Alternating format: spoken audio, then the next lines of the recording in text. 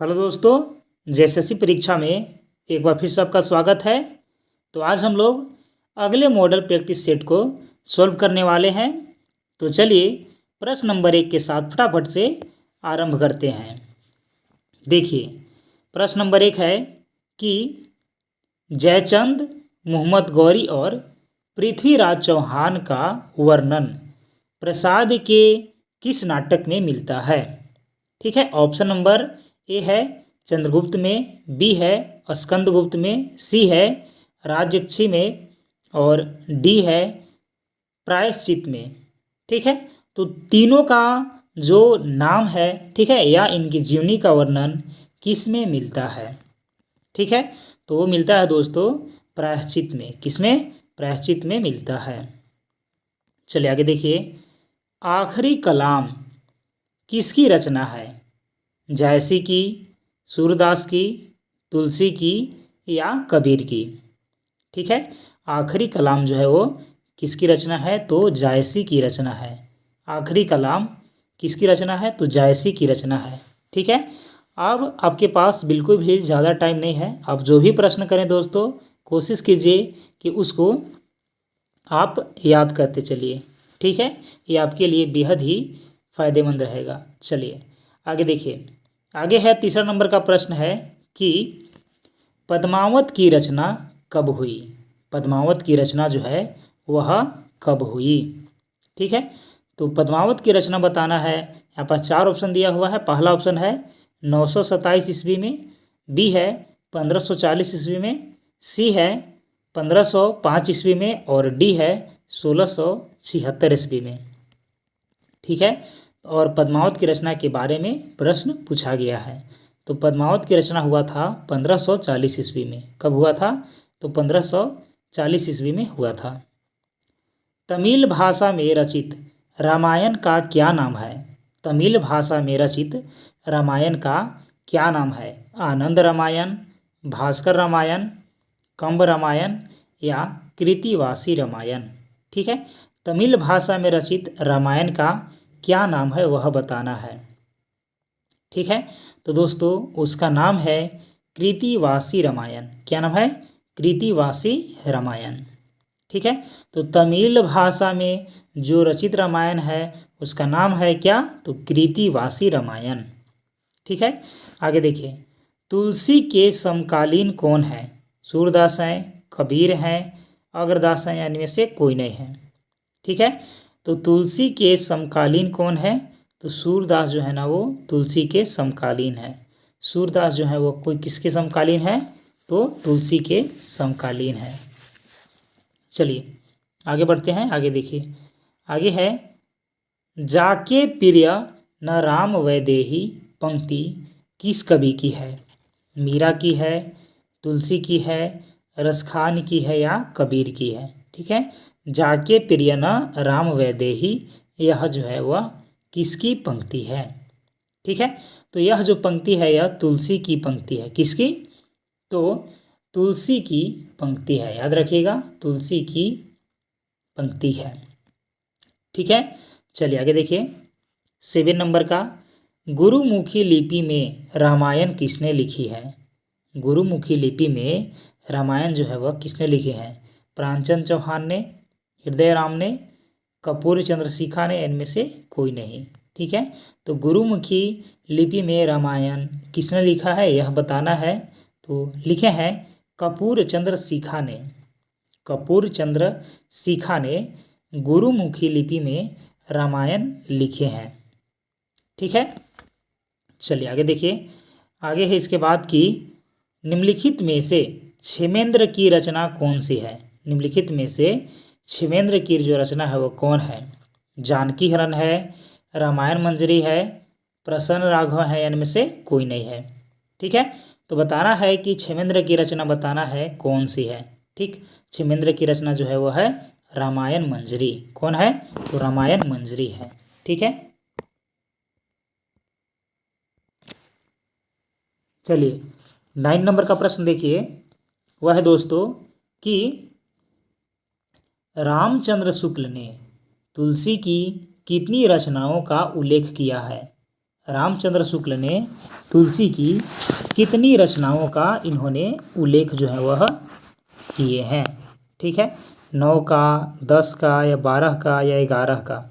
ठीक है, तो कितने का उल्लेख जो है वह तुलसी जी किए हैं? तो 12 रचनाओं का। कितने रचनाओं का? तो 12 रचनाओं का, याद रखिएगा। चलिए आगे देखिए, तुलसी रचित सबसे छोटा ग्रंथ कौन सा है? रामलला नाछू है, गीतावली है, कवितावली है या दोहावली है? ठीक है, तुलसी रचित सबसे छोटा ग्रंथ का नाम बताना है, तो वह है रामलला नाछू। ठीक है, तुलसी जी के द्वारा रचा गया सबसे छोटा ग्रंथ है वह है रामलला नाछू। ठीक है, आगे देखिए, भारतीय जनता का प्रतिनिधि कवि यदि किसी को कह सकते हैं तो तुलसी को, यह कथन किसका है? यह कथन किसका है? ठीक है, नगेंद्र का है या आचार्य रामचंद्र शुक्ल का है या महावीर प्रसाद द्विवेदी का है? इनमें से कोई का नहीं है। ठीक है, तो दोस्तों यह जो कथन है वह है आचार्य रामचंद्र शुक्ल का, यानी कि भारतीय जनता का प्रतिनिधि कवि यदि किसी को कह सकते हैं तो वो तुलसी जी को कहते हैं, यह रामचंद्र जी बोले थे।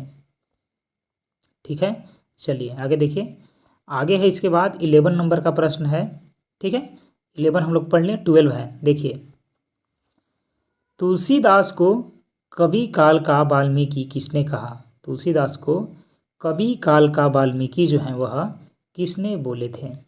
ठीक है, तो नाभादास जी ने तुलसी को कवि काल का वाल्मीकि बोले हैं। नाभादास जी ने तुलसी को कवि काल का वाल्मीकि बोले हैं। इंद्रजीमी नभ पर वाड़र बाडव सुवंभ पर रावण संदभ पर रघुकुल राज है, ये पंक्ति है। ठीक है, तो पूछा गया है कि यह जो पंक्ति है वह किसकी पंक्ति है? तो भूषण की है। किसकी है? भूषण की है। आगे देखिए, आगे है इसके बाद कि हिंदी साहित्य के उत्तर मध्य काल को रीति काल नाम किसने दिया? हिंदी साहित्य के उत्तर मध्य काल को रीति काल नाम जो है वह किसने दिए? ठीक है, तो यह नाम आचार्य रामचंद्र शुक्ल जी ने दिए। ठीक है, उत्तर मध्य काल को रीति काल बोले हैं आचार्य रामचंद्र शुक्ल जी ने। रीति काल काव्य में किस रस की प्रधानता थी?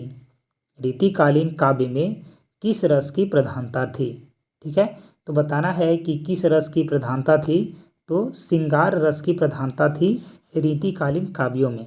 किसकी? श्रृंगार रस की प्रधानता थी।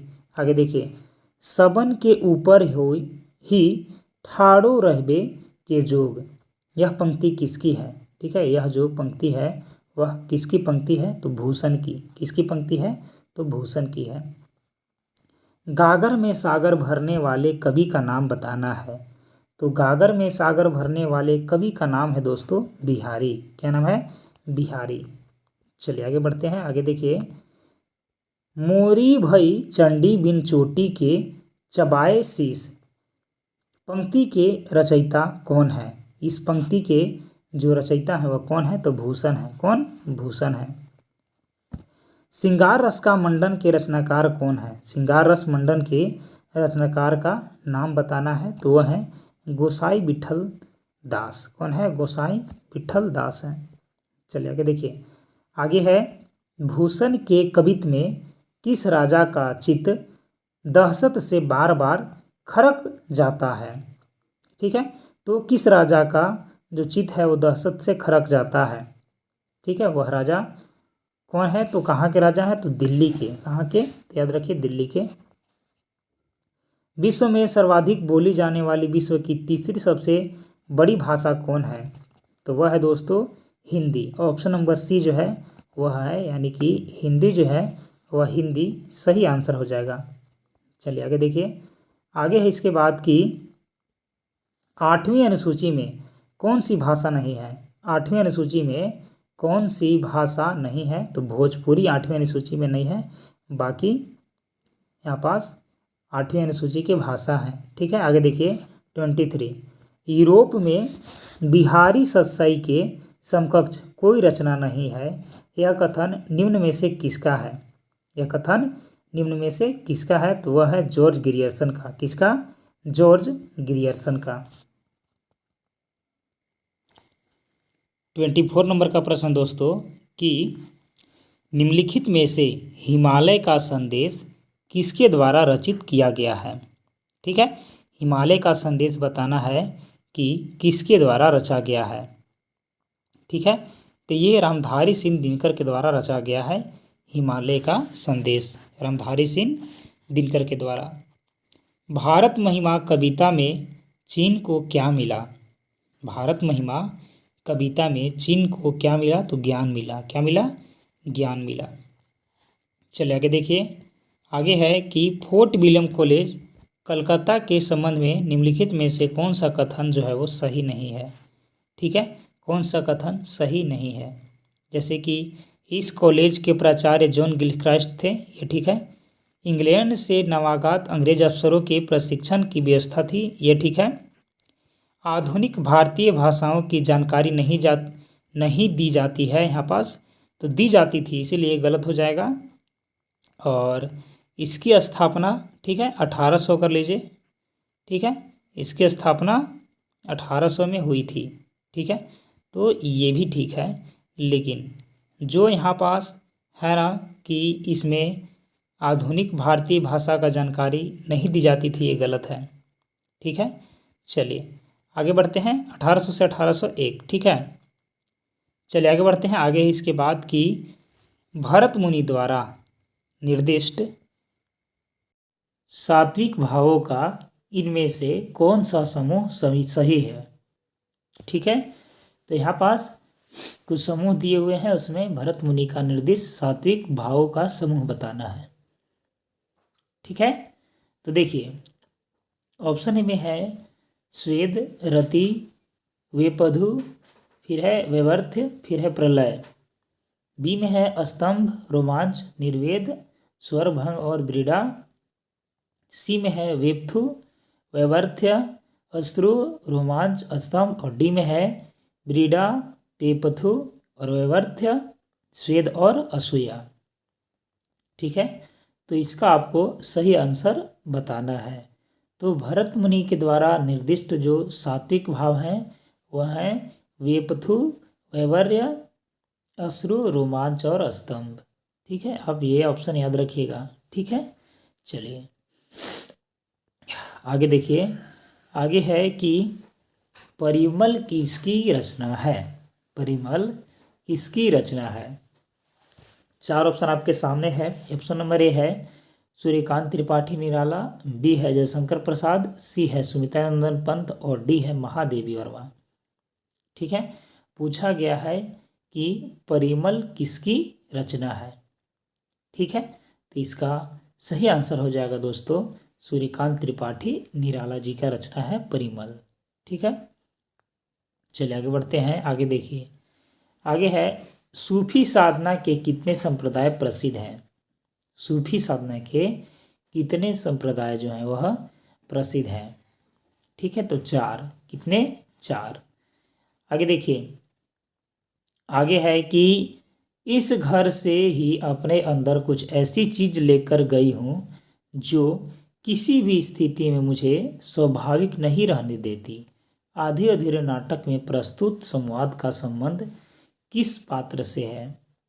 ठीक है, तो ये बड़ी लड़की का ये कथन था। ठीक है, किसका कथन था, तो बड़ी लड़की का, उसका नाम था बिन्नी, उसी का ये कथन था। ठीक है, चलिए आगे हम लोग बढ़ते हैं। अब हम लोग 31 नंबर क्वेश्चन की ओर देखिए।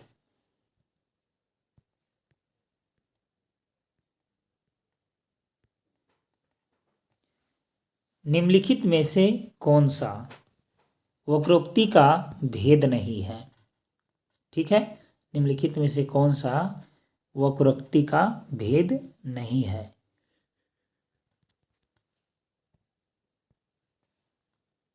तो दोस्तों जो उक्ति विन्यास वक्रता है ना, ये वक्रोक्ति का भेद नहीं है।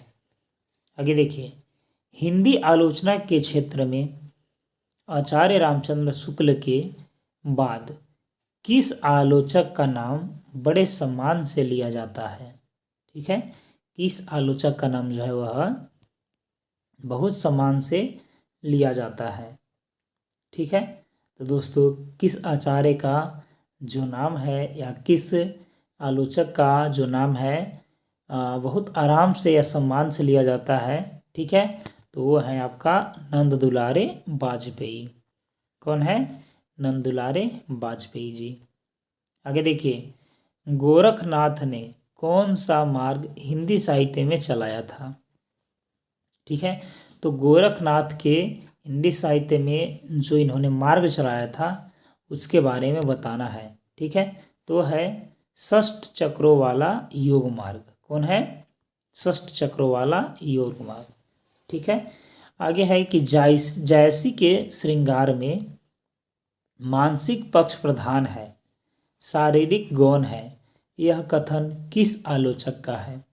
ठीक है, यह कथन जो है वह किस आलोचक का है? तो यह है विजय देव नारायण शाही का। इसका है विजय देव नारायण शाही का। ठीक है, मानसिक पक्ष प्रधान के बारे में इन्होंने बताया है, यह है विजय देव नारायण शाही का। चलिए आगे देखिए, इनमें से किस आचार्य ने प्रत्यक्ष रूप से साधारणीकरण को स्वीकार नहीं किया? प्रत्यक्ष रूप से साधारणीकरण को स्वीकार नहीं किया। ठीक है, तो बताइए किसने प्रत्यक्ष रूप से साधारणीकरण को स्वीकार नहीं किया? तो पंडित जगन्नाथ ने। आगे है, रस के कितने अंग होते हैं? रस के कितने अंग होते हैं? ठीक है, तो रस के 4 अंग होते हैं। कितने अंग होते हैं? तो 4 अंग होते हैं।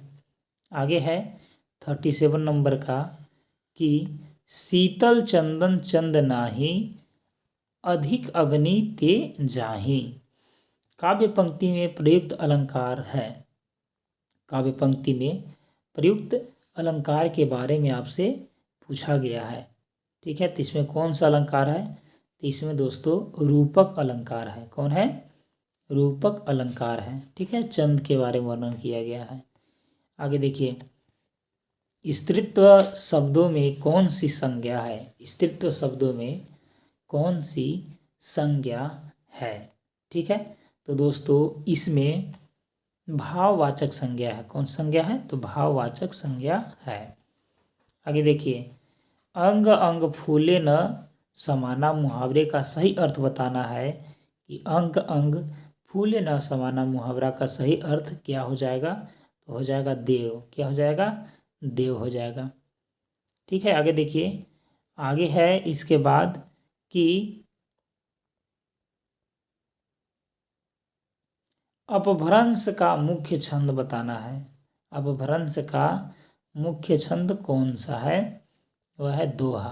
कौन है? दोहा है मुख्य छंद। चलिए आगे बढ़ते हैं। आगे है, रूपक अलंकार कहाँ होता है? रूपक अलंकार कहाँ होता है? उपमेय उपमान की समानता में, या उपमेय उपमान की अभेद में, या उपमेय से उपमान की विशिष्टता में, या उपमेय से उपमान की हीनता में रूपक अलंकार जो है वह कहाँ होता है? तो होता है उपमेय उपमान की अभेद में। ठीक है, इसी में रूपक अलंकार का इस्तेमाल होता है। आगे है, निम्नलिखित में से शुद्ध वर्तनी वाला शब्द है। निम्नलिखित में से शुद्ध वर्तनी वाला शब्द कौन सा है? तो क्लेश जो है वो शुद्ध वर्तनी वाला शब्द ये है। ठीक है, चलिए आगे देखते हैं।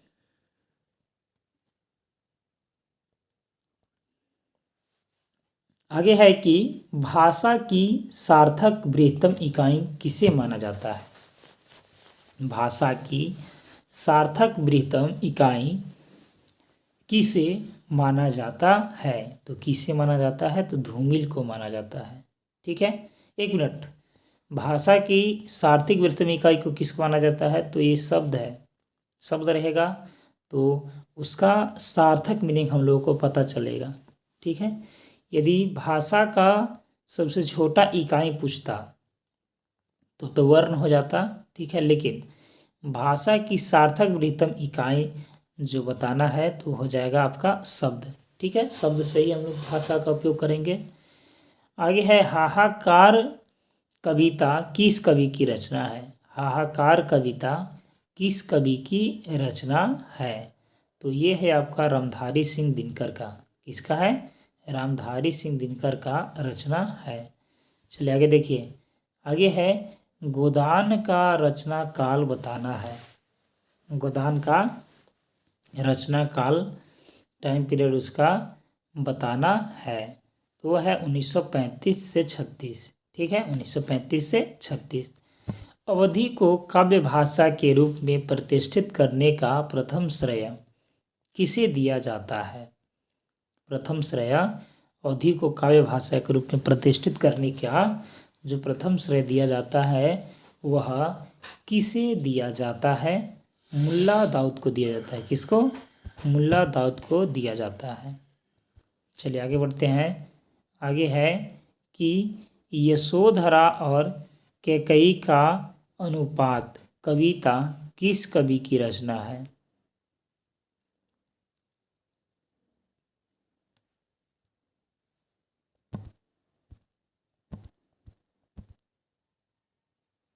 दोस्तों यह जो रचना है यह रचना मैथिली शरण गुप्त का है। किसका है? मैथिली शरण गुप्त का है। ठीक है, चलिए आगे है इसके बाद कि पुरानी हिंदी पुस्तक के लेखक कौन है? पुरानी हिंदी पुस्तक के लेखक बताना है कि कौन है। तो चंद्रधर शर्मा गुलेरी हैं। कौन है? चंद्रधर शर्मा गुलेरी हैं। आगे है इनमें से कौन सी कहानी प्रेमचंद की नहीं है? इनमें से कौन सी कहानी जो है वह प्रेमचंद की नहीं है? तो आकाशदीप जो है ना ये प्रेमचंद की कहानी नहीं है। कार्यालय पत्राचार में स्वनिर्देश के लिए खाली स्थान शब्द का प्रयोग होता है। ठीक है, तो कौन से शब्द का प्रयोग होता है? तो भवदीय। कौन से शब्द को? भवदीय शब्द का प्रयोग होता है।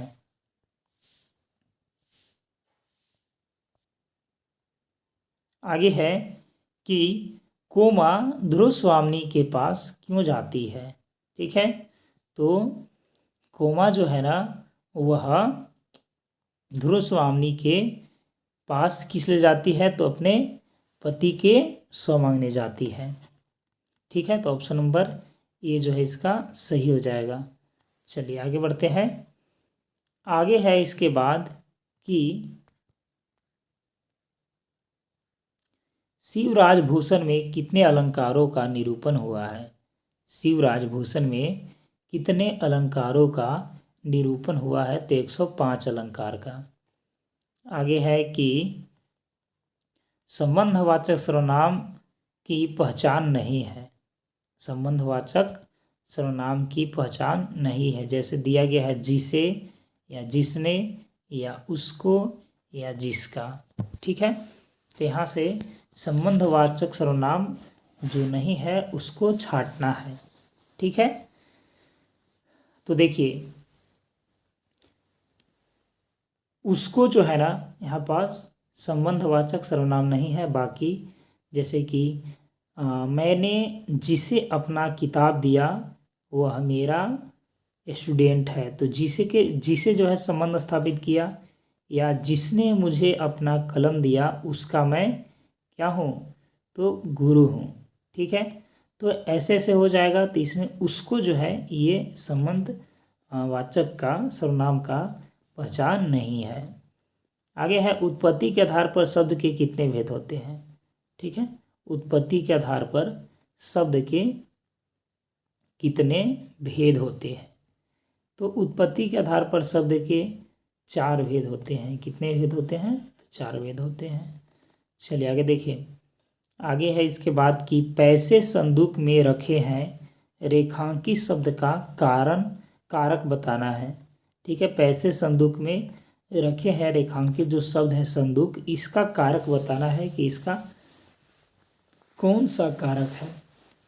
ठीक है, तो देखिए इसमें जो कारक का प्रयोग किया गया है वह है संबंध कारक।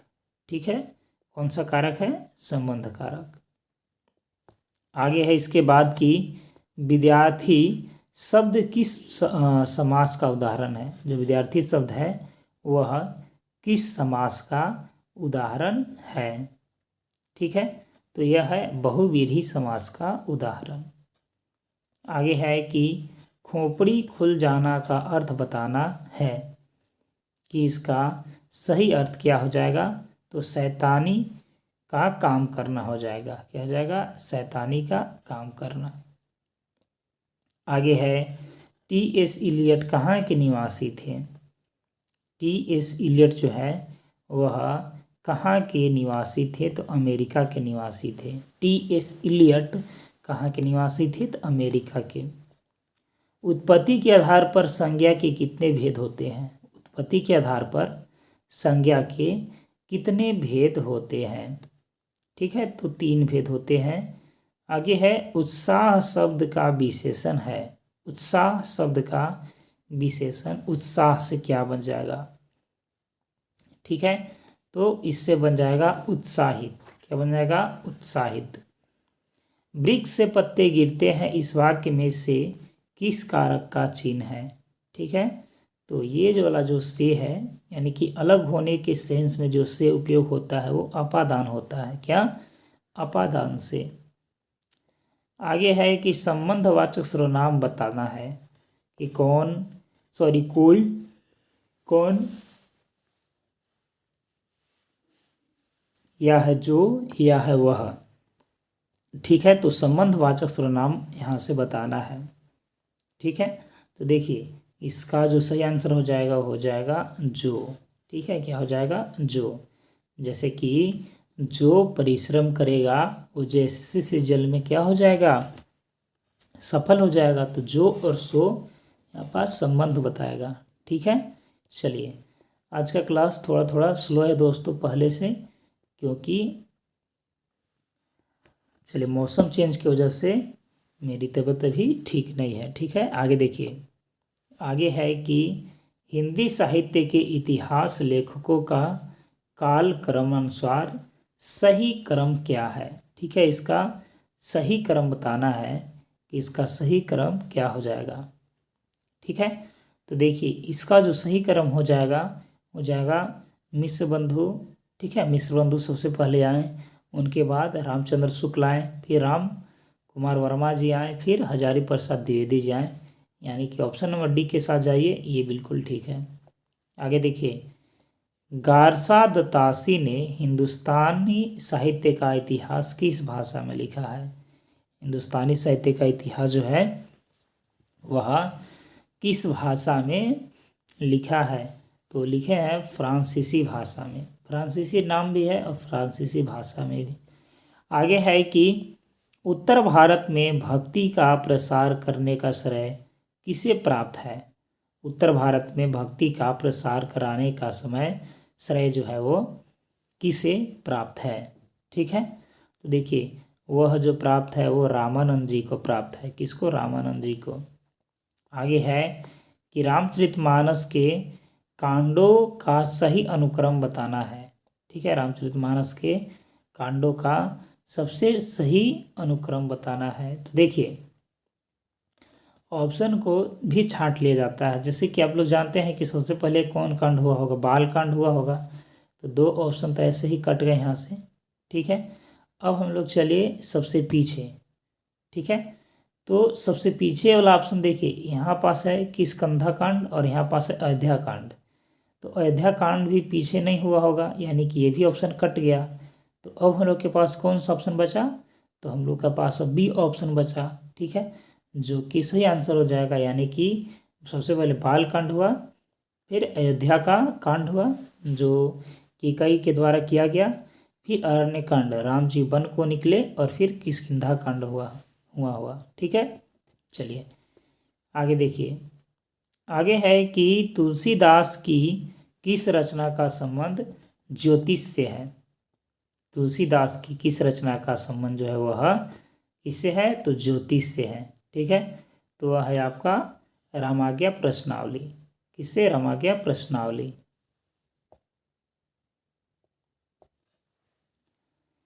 आगे है इसके बाद कि भक्ति को रस में प्रतिष्ठित करने वाले आचार्य हैं।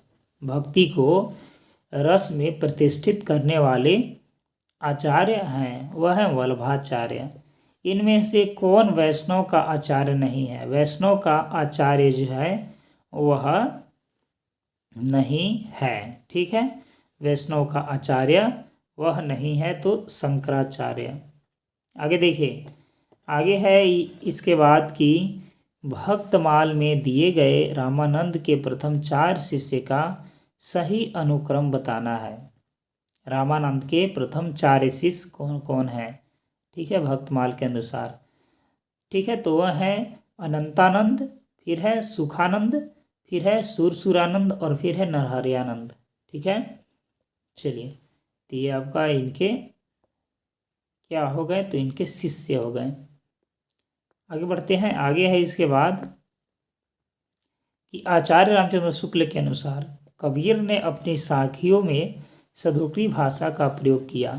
सधुकड़ी से उसका अभिप्राय है, सधुकड़ी से उसका अभिप्राय क्या है वह बताना है। तो वह है राजस्थानी पंजाबी मिश्रित खड़ी बोली। राजस्थानी पंजाबी मिश्रित खड़ी बोली है, इसका संबंध इससे है। आगे है कि भक्ति कथन, जैसे इनमें कोई संदेह नहीं कि कबीर को राम नाम रामानंद जी ने जी से ही प्राप्त हुआ, पर आगे चलकर कबीर के राम रामानंद के राम से भिन्न हो गए। यह कथन किसका है? यह कथन किसका है? तो रामचंद्र शुक्ल का। आगे है जन्म काल के आधार पर निम्नलिखित रचनाकारों का सही अनुक्रम बताना है। जन्म काल के आधार पर निम्नलिखित रचनाकारों का सही अनुक्रम बताना है। तो केशवदास, सेनापति, चिंतामणि और भूषण। केशवदास, सेनापति, चिंतामणि और भूषण। ठीक है, चलिए आगे है रचना काल के अनुसार निम्नलिखित कवियों का सही अनुक्रम है। रचना काल के अनुसार निम्नलिखित कवियों का सही अनुक्रम क्या है? तो वह है चिंतामणि, महाराज, जसवंत सिंह और देव और भिखारीदास। ठीक है, चिंतामणि, महाराज, जसवंत सिंह, फिर है देव और भिखारीदास।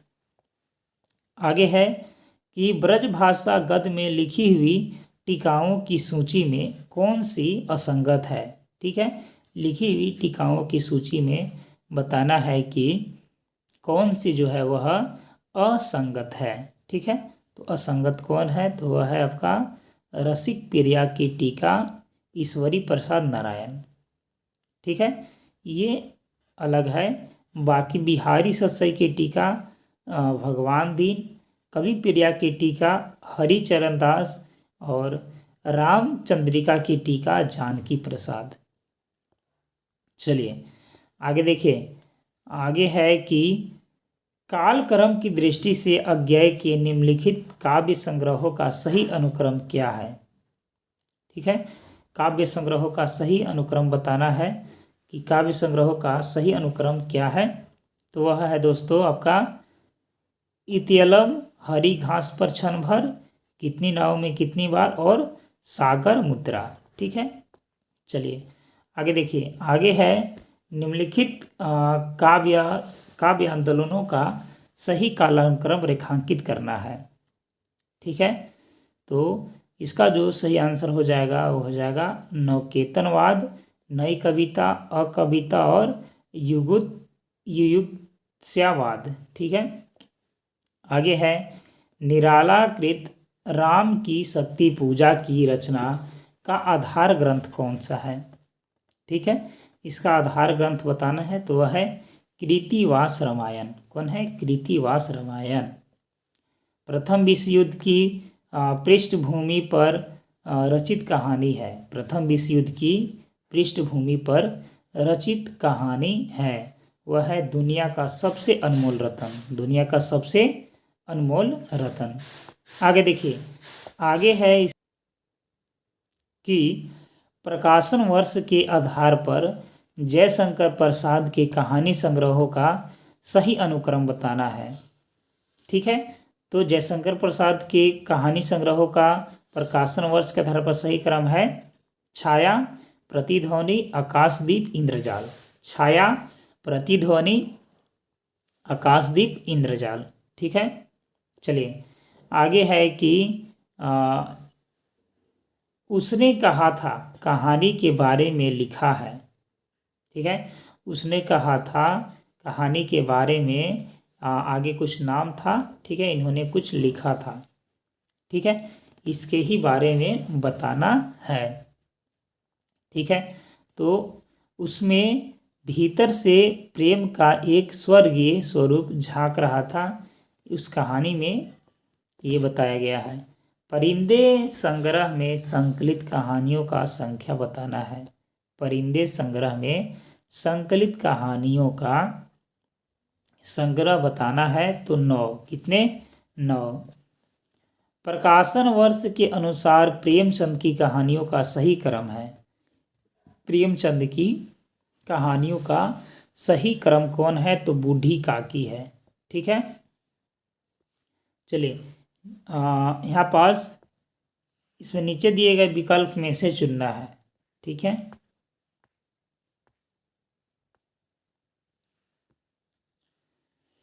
तो देखिए इनके कहानियों को क्या क्या करना है कि सही क्रम देना है। ठीक है, तो यहाँ पास हम लोग नीचे चले जाएंगे। तो सबसे पहले बूढ़ी काकी, फिर है पंच परमेश्वर, और फिर है प्रेरणा, और फिर है सवा सेर गेहूँ। ठीक है, ये इस प्रकार हो गया बूढ़ी काकी, पंच परमेश्वर, प्रेरणा और सवा सेर गेहूँ। ठीक है, चलिए फिर से हम लोग ऊपर जाएंगे, आगे देखते हैं। आगे है इसके बाद कि भारतेंदु की निम्नलिखित मौलिक नाट्य रचनाओं में से प्रहसन है। ठीक है, में से कौन जो है वो प्रहसन है। ठीक है, तो दोस्तों इसका सही आंसर जो हो जाएगा वो हो जाएगा यहाँ पास नीचे चलिए, वो हो जाएगा केवल 1 और 3, यानी कि वैदिकी हिंसा हिंसा न भवती, और हो जाएगा अंधेर नगरी। ठीक है, चलिए आगे चलते हैं। इसके बाद कि प्रकाशन वर्ष के अनुसार जयशंकर प्रसाद के नाटकों का सही अनुक्रम चुनना है।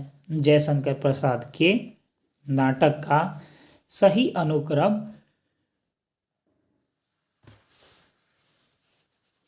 यहाँ पास जो है वो चुनना है।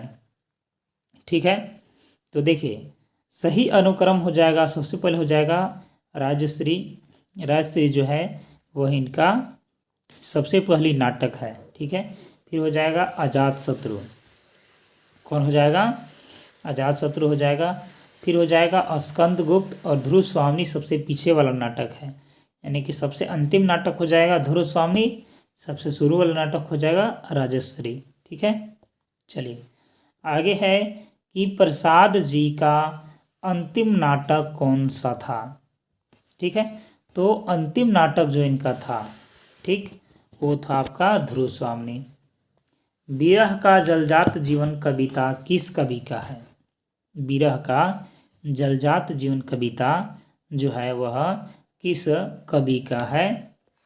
महादेवी वर्मा का है। यशपाल जी का जन्म कब और कहाँ हुआ था? यशपाल जी का जन्म कब और कहाँ हुआ था? तो 1903 में फिरोजपुर में 1903 में फिरोजपुर में हुआ था। भक्ति के पद विरह के पद किस कवि की कविता है? भक्ति के पद और विरह के पद किस कवि की कविता है? सूरदास की। डॉक्टर गिरियर्सन ने ब्रज भाषा को कौन सा भाषा नाम दिया?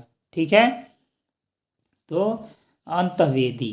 कौन सी? अंतःवेदी। चलिए आगे बढ़ते हैं। आगे देखिए, बिहारी और राजस्थानी को हिंदी के अंतर्गत रखने के लिए किसके मत तर्क की अपेक्षा भावना और तथ्यों पर आश्रित है? ठीक है, तो किसके भावनाओं पर यह आश्रित है? तो वह है हरदेव बाहरी, सरयू प्रसाद अग्रवाल, भोलानाथ तिवारी, यानी कि इन सभी के। आगे है राग दरबारी उपन्यास में रंगनाथ के मामा कौन थे? रंगनाथ के मामा थे वैद्य जी। चलिए आगे है इसके बाद कि हिंदी का प्रथम महाकाव्य कौन सा है? हिंदी का प्रथम महाकाव्य कौन सा है? तो पृथ्वीराज रासो है। आगे है हिंदी साहित्य के लिए किस साहित्यकार को प्रथम ज्ञानपीठ पुरस्कार से सम्मानित किया गया? ठीक है, तो सुमित्रा नंदन पंत को। आगे देखिए, आगे है कि हिंदी का प्रथम साहित्य अकादमी पुरस्कार पाने वाला पहली महिला कौन थी? ठीक है, प्रथम साहित्य अकादमी पुरस्कार के बारे में बात किया गया है। जो महिला थी वह कौन महिला थी? ठीक है, वो महिला थी कृष्णा सोबती। आगे है कि हिंदी के लिए प्रथम सरस्वती सम्मान किसे दिया गया था? तो हिंदी के लिए प्रथम सरस्वती सम्मान हरिवंश राय बच्चन को दिया गया था। किसको? हरिवंश राय बच्चन को। आगे है हिंदी में काव्य शास्त्र की प्रथम पुस्तक कौन थी? ठीक है, तो हिंदी में काव्य शास्त्र की प्रथम पुस्तक थी साहित्य लहरी। हिंदी का प्रथम साप्ताहिक पत्र कौन सा था? ठीक है, तो साप्ताहिक पत्र था उदंत मार्तंड। आगे है कि प्रथम विश्व हिंदी सम्मेलन 1975 में कहाँ हुआ था? ठीक है, तो ये हुआ था नागपुर में। तो चलिए दोस्तों, मिलते हैं हम लोग अगले वीडियो के साथ। तब तक के लिए धन्यवाद।